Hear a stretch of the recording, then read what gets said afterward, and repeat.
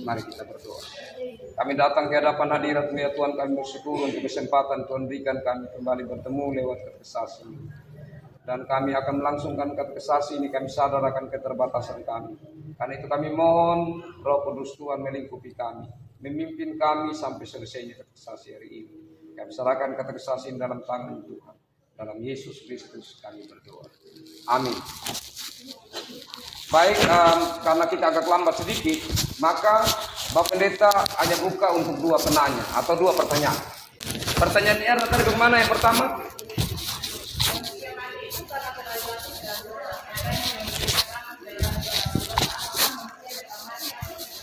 Oke. Jadi manusia pertama jatuh dalam dosa dan akhirnya kita tahu ada kematian. Seandainya manusia tidak jatuh dalam dosa, apakah tetap ada kematian? Jawab. Bagaimana? Ada jawaban? Kakak Feni? Tetap ada kematian. Ini Lobo? Ragu-ragu. Api? Hah? Oke, sekarang Bapak Pendeta bertanya. Ini kunci. Dan kamu pegang mati itu. Waktu Tuhan Allah menempatkan manusia di taman, dan kemudian Tuhan mengatakan kamu ya usahakan taman ini. Semua yang ada di taman ini boleh kau makan buahnya. Tapi yang tidak boleh ada satu di tengah, buah pohon pengetahuan yang baik, dan ini kuncinya. Kalau makan maka akan berarti kebalikannya. Kalau tidak makan maka akan kan? Kalau makan akan. Jadi kematian adalah konsekuensi atau akibat dari kejatuhan. Karena kejatuhan maka ada kematian. Karena Tuhan sudah ingatkan, warning. Kalau makan maka akan mati. Iblis bilang tidak mati. Nah, itu hal pertama. Hal kedua, konsekuensi dari dosa bukan saja kematian, tapi sebelum mati manusia akan mengalami rupa-rupa konsekuensi akibat. Yaitu untuk laki-laki apa? Iya, harus keluar keringat tuh ya. Jadi semakin sulit usaha. Untuk perempuan apa? Awal sakit itu adalah bersalin, ya toh? Iya toh? Jadi sudah mulai timbul bermacam-macam penyakit pada akhirnya. Penderitaan, kesulitan itu akibat dari Kalau tidak berdosa maka akan apa? Akan hidup. Kalau tidak berdosa akan apa lagi? Tidak mengalami rupa-rupa penderitaan, sakit penyakit akan tidak alami. Jadi saat Adam dan Hawa belum jatuh dalam dosa, hidup mereka aman-aman saja. Pertanyaan kedua, kelanjutan dari yang satu tadi. Kalau begitu, kalau Adam dan Hawa tidak jatuh dalam dosa, apakah berkembang biak?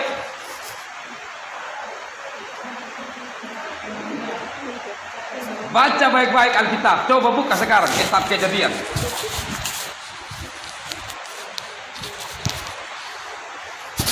Setelah Allah menciptakan manusia, Allah bilang apa? Baca keras. Allah belum temukan. Allah cari.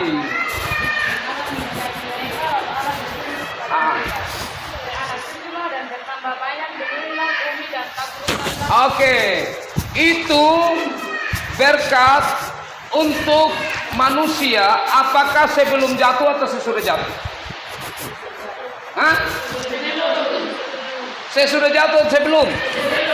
Kalau sebelum, maka manusia tidak jatuh dalam dosa, tetap berkembang biak. Berarti berkembang biak bukan tapi ingat itu. Jadi jangan sampai berdosa, saya tidak mau menikah, saya tidak mau tidak bisa, itu perintah Tuhan. Ya, tidak baik kalau seorang manusia itu seorang diri saja. Aku akan menjadikan penolong bagi dia. Seorang laki-laki akan meninggalkan ayahnya dan ibunya dan bersatu dengan istrinya. Itu firman semua. Dan itu memang anugerah Allah sebelum manusia jatuh dalam dosa. Itu hal yang kedua. Hal yang ketiga, menyangkut mati. Ini penting sekali, pertanyaan-pertanyaan kunci dan berat. Manusia mati karena manusia jatuh dalam dosa. Soal kematian, bukan soal hidup, soal mati. Soal mati, apakah yang pegang nyawa manusia untuk mati, iblis atau Tuhan? Yang pegang nyawa manusia waktu mati itu iblis atau Tuhan? Kan tahu jawab kan? Iblis itu Tuhan, Bapak Pendeta bilang bukan. Tidak apa-apa. Apa yang kamu pikir, Bapak Pendeta akan tahu berarti memang kamu butuh katekisasi.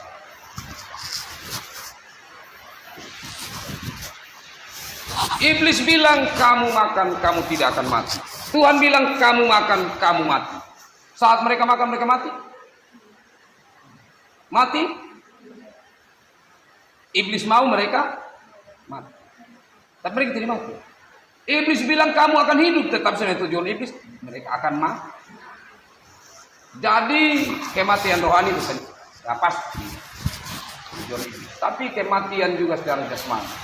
Nah, jadi tentang kematian jasmani, nyawa itu sebenarnya ada dalam tangan Tuhan. Hidup mati manusia ada dalam tangan Tuhan sendiri. Kalau ini orang dia bawa motor begini, mabuk berat, dia tabrak orang, dia sengaja tabrak, dia mati. Itu berarti kan bukan Tuhan. Ada orang yang minum racun, tidak mati. Tabrak orang hancur-hancur, muka patah, kaki tangan, tidak mati. Karena nyawa dalam tangan Tuhan. Jadi kami jangan coba Tuhan. Tuhan yang pegang nyawa. Saya percaya bahwa saya ini anak Tuhan. Saya minum racun ini, saya tidak akan mati. Nah, itu mencobai Tuhan ya. Iblis bilang lompat lejung dari atas ini. Pasti malaikat akan. Kok jangan coba Tuhan Allah. Jadi jangan mencoba. Jadi di situ banyak dalam perjalanan hidup kita yang seperti itu. Sehingga kita berpikir bahwa ini sebenarnya mati ini di tangan Tuhan. Kalau saksi Yehova, mereka percaya bahwa mati itu bukan di dalam kedaulatan Allah. Jadi perlu direnungi secara mendalam. Allah pada dasarnya memang tidak menghendaki kematian. Saat Allah bilang kalau kau makan kau mati, berarti Allah tidak mau manusia mati. Tapi manusia memilih untuk makan, maka dia mati. Tetapi soal umur seseorang, kapan dia mati, bagaimana dia mati, itu ada dalam kedaulatan Allah. Jadi Allah pegang nyawa manusia. Kalau kita mau lihat nanti kita coba baca kitab Ayub bandingkan. Jadi saat Ayub bilang Tuhan, dia datang macam betul-betul tawar menawar. Tuhan coba perhatikan ini satu orang nama Ayub. Iya, kenapa? Ayub itu kan kaya. Ya baru, ya manalah dia mau berpindah dari Tuhan atau dia berbalik dari Tuhan. Dia semua ada. Anak-anak banyak, laki-laki banyak, perempuan banyak, hartanya banyak sekali. Tidak mungkin dia memberontak terhadap Tuhan. Terus apa kau maksud? Nah, macam kalau sehari-hari begitu ya Tuhan, apa kau maksud? Coba kasih saya kesempatan. Saya ambil semua yang ada dari dia. Bagaimana? Silakan. Oke, tapi kau jangan ambil nyawanya. Kenapa? Karena nyawanya itu milik haknya Tuhan, tidak bisa ditemui. Nah, sehingga kisah Ayubnya seperti itu. Segala macam diambil, tapi Ayub katakan tidak berdosa di hadapan hadirat Tuhan, dan Tuhan tetap memelihara nyawa. Selanjutnya yang paling penting adalah kisah tentang Yesus mati. Yesus mati dibunuh oleh iblis atau Yesus mati pilihannya sendiri dan waktunya. Ini dalam juga. Yang pasti kan bisa dengar yang pertama tadi pasti serempet. Itu berarti pilihan Karena begini, nanti kamu perhatikan itu nanti akan ada khotbah kalau sudah mau dekat-dekat dengan Jumat Agung kesengsaraan Yesus, nanti ada khotbah tentang itu. Tapi saya panjar sekarang. Jadi Yesus itu iblis itu kan upaya terus supaya Yesus ini bisa gagal dalam rencana penyelamatan. Dan iblis memakai orang-orang untuk mau membunuh Yesus. Imam-imam berencana untuk bagaimana membunuh Yesus. Tapi Yesus yang menyerahkannya. Saat malam Paskah, malam terakhir, kalau bahasa Inggrisnya apa? The last supper. Kalau malam Paskah, last day. Ya, di akhir ya. Jadi perjamuan akhir itu Tuhan Yesus kan ambil roti kan, pecah-pecah. Ini Yesus belum mati, gitu. Itu dia berarti sudah tahu dia akan mati dan tubuhnya nanti akan hancur oleh cambuk, darahnya akan tercurah.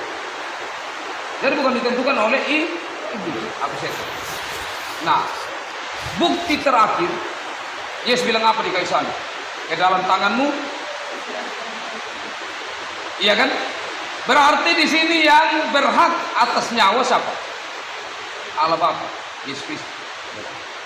Jadi Yesus menyerahkan nyawanya, pilihannya menyerahkan kepada Bapa sebagai satu kesatuan, itu ditunggalan Allah. Jadi nyawa itu adalah milik Allah. Ini memang perlu untuk kamu nanti kalau kamu lihat orang mati, kalau sepikir ini iblis, ini Tuhan yang kehendaki. Ya, Tuhan yang kehendaki. Dan itu berita sukacita karena nyawa kita ada di dalam tangan berita sukacita. Kalau begitu tiba-tiba COVID datang lagi, jangan takut. Kalau memang mati sekarang ya mati sudah. Ada orang tua yang dia biasa-biasa tidak mati. Ada orang kada takut sembuh apa namanya. Untuk ya menjaga diri dia yang mati. Jadi waktu Tuhan itu kita tahu. Oke. Pertanyaan yang kedua ini. Malaikat adalah bukanlah tetapi ia berbentuk roh.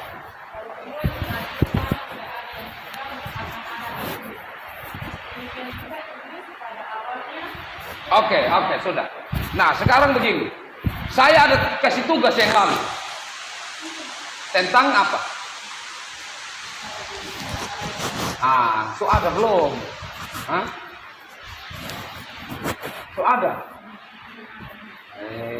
Kampus serius. Jadi tugasnya itu cari dalam Alkitab kata malaikat. Kalau kita punya HP kan kita ketik malaikat muncul semua yang kata malaikat. Tidak susah. Tinggal caranya kecuali HP yang RAM kecil, tapi yang agak besar sedikit, dia kan ada Word. Langsung dia salin, muat di Word, langsung kirim di Bapak Pendeta selesai. Bapak Pendeta ini yang kata malaikat semua ada di ayat-ayat ini. Memang tidak susah. Yang berikutnya dari pertanyaan Erna ini, kuasa Tuhan ini ya macam tadi ya, baik. Tuhan sudah turun ke dalam kerajaan maut. Tuhan sudah kalahkan iblis di situ, ya kan? Begitu selesai sebenarnya, Tuhan bangkit selesai. Tapi kenapa iblis masih ada nih? Siapa yang kasih tinggal iblis ada? Tuhan harus berani jawab. Karena apa? Iblis itu adalah malaikat yang pernah diciptakan. Jadi semua kuasanya tetap pribadi jenama. Seperti contoh Ayub, boleh ku ambil semua tapi nyawanya jangan. Jadi kuasa iblis tetap berada di bawah kontrol Tuhan. Tetapi hati-hati, bukan berarti bahwa Tuhan berkolusi atau bekerja sama dengan iblis. Tidak. Tetapi begini, ini dalam kedaulatan Allah, Allah menciptakan kita manusia untuk supaya kita yang sudah jatuh bisa belajar dari diri Yesus sebagai yang sulung. Bagaimana untuk kita bisa kuat supaya bukan Yesus saja yang secara mutlak untuk membuat iblis ini tidak bisa berbuat apa-apa, tetapi Tuhan ingin kita manusia yang dengan dampingan Roh Kudus kita juga turut berjuang. Jadi sebenarnya ini indah. Karena begini, kalau sampai Yesus mengalahkan kuasa maut dan tidak ada lagi iblis setan, apa yang terjadi? Yang terjadi akhir zaman sudah. Iya, akhir zaman.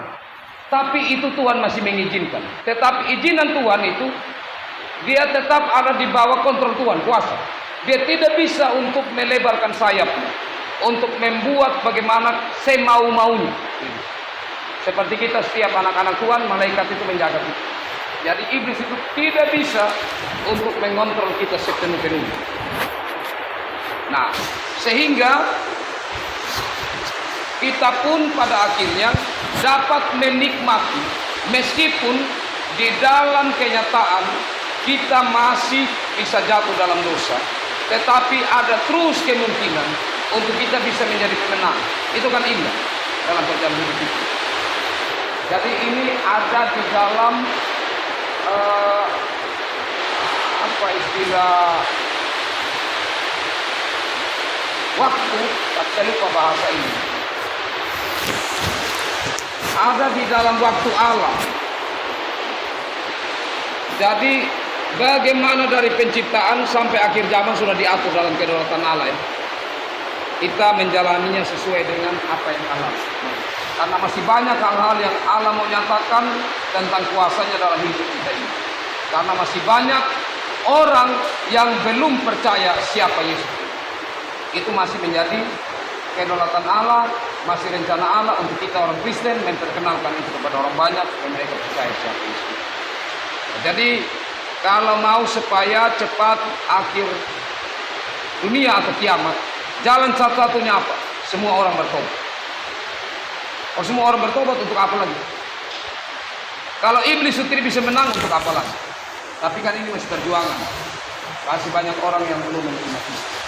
Ya jadi seperti itu Erna. Jadi ada dalam kedaulatan Allah. Waktu Allah, tetapi iblis tetap berada di bawah kontrol Allah, kuasanya tidak bisa melampaui. Jadi cukup dua itu dulu karena waktu ya. Sebenarnya hujan juga bisa kita lanjutkan. Tapi mungkin Radhi tadi kita karena hujan, Radhi tadi apa yang kita? Apa artinya menyembah Bapa dalam roh dan kebenaran? Apa maksudnya menyembah Allah dalam roh dan kebenaran? Jadi begini, Allah itu roh, tidak berdaging, tidak berdarah. Sekali lagi, kalau roh itu tidak punya daging, tidak punya darah. Itu kalau kita melihat itu saat Yesus berjalan di danau, saat murid-muridnya sedang takut, oh itu hantu. Yesus bilang hantu itu tidak berdaging, tidak berdarah. Itu ada firman. Nah, jadi roh itu tidak berdaging, tidak berdarah. Karena itu kalau mau bertemu Tuhan yang kudus, maka kita harus ditolong oleh roh untuk menyembah Dia. Karena hanya dengan roh yang ada dalam diri kita, yang Roh Kudus yang menolong kita untuk menyatukan kita dengan Allah Bapa. Karena itu menyembah Tuhan dalam roh dan kebenaran. Untuk roh berarti kita perlu ada kesatuan. Karena bagaimana kita macam gini, kesatuan yang saya maksudkan. Saya duduk begini. Yang ibu guru kita mau bercerita ya. Terus ibu guru bercerita, ibu Ina cerita, tapi saya begini. Dan ada pikir lain. Tidak bisa kan? Tapi pikiran saya harus fokus. Artinya pikiran dan pikiran harus berjalan di sini. Apalagi kalau cinta, hati dan hati. Ya kan? Jadi penting sekali untuk roh kita dengan roh Allah atau roh kudus yang ada dalam diri kita itu menyatu dengan Allah. Karena dengan itu kita bisa menikmati hadirat Allah. Orang tidak bisa menikmati dalam ibadah hadirat Allah itu kalau roh tidak menyatu. Kalau roh tidak menyatu dengan Allah, salah satu. Saat saya dengar pendeta dia berdoa, Saya punya pemikiran, dia doa ini, dia kalimat bagaimana? Dia punya kata-kata, oh di sini kayaknya kurang pas dengan kata-kata. Jadi bukan masuk dalam doa itu, tetapi lain yang kita pikir. Bisa? Atau kalau pendeta ini hoba kita memikir kapan dia kalau benci, benci kaum awam. Kapan ini kaum awam dia punya kalimat ini salah. Nah, waktu pulang ini kaum awam tadi dia punya kalimat. Nah. Jadi hal yang benar. Jadi itu melekat. Roh kita harus bersatu untuk supaya kita masuk dalam persekutuan itu, dalam ibadah itu. Dan kebenaran itulah yang penting untuk kita jadikan sebagai pedoman. Kenapa? Karena menyembah Allah dalam roh dan kebenaran artinya saya menempatkan kebenaran saya di bawah kebenaran Allah. Jadi kebenaran saya, contohnya, kebenaran saya, Tuhan minta maaf. Bagi saya itu yang benar. Datang gereja itu ya 1 minggu 5 kali, 5 kali lagi, 1 kali. Ya, kenapa? Ya karena ada firman Tuhan juga bilang, jangan kamu menyiksa diri dengan ibadah apa segala macam. Ada solusinya sudah. Nah kemudian pikir kita akan masih ada waktu depan. Itu kebenaran menurut kita dan orang banyak juga bisa terima. Tapi kebenaran menurut Tuhan tidak. Kebenaran menurut Tuhan adalah anakku. Saya berikan waktu engkau 6 hari. Engkau bekerja, engkau mencurahkan keringatmu. Tapi 1 hari istirahat. Yang pertama untuk membangun hubungan dengan saya. Yang kedua, supaya engkau istirahat dari badanmu yang itu. Supaya engkau bisa kembali refresh. Ya. Bisa memperbaiki kembali.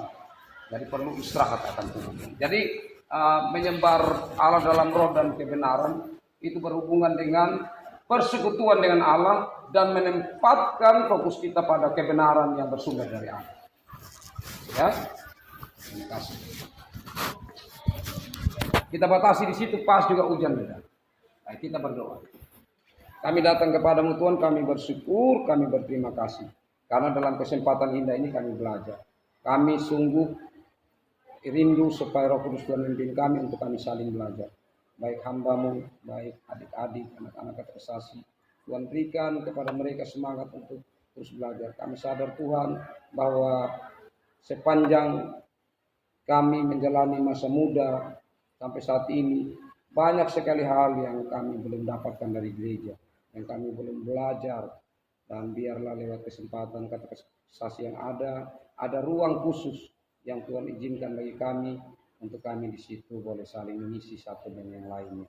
Ya Tuhan, kami mohon biarlah pimpinan Tuhan bagi kami dalam Roh Kudus, sehingga apa-apa yang kami sudah dengar dan itu adalah kebenaran kami pegang teguh. Dan kami juga menjadi saksi Tuhan atau menyatakan kebenaran Tuhan di tengah-tengah hidup kami. Ya Allah Bapa dalam kerajaan sorga, berkati kami dan berkati orang yang kami kasih, orang muda, orang tua, dan semua keluarga kami, bahkan satu persekutuan jemaat ini. Kami akan kembali, mari Tuhan pimpin sertai kami, dan kami percaya dalam pimpinan Tuhan kami, tiba dan selamat dan sukacita tempat kami. Ampuni segala salah dosa kami Tuhan, dalam Yesus Kristus kami berdoa. Amin.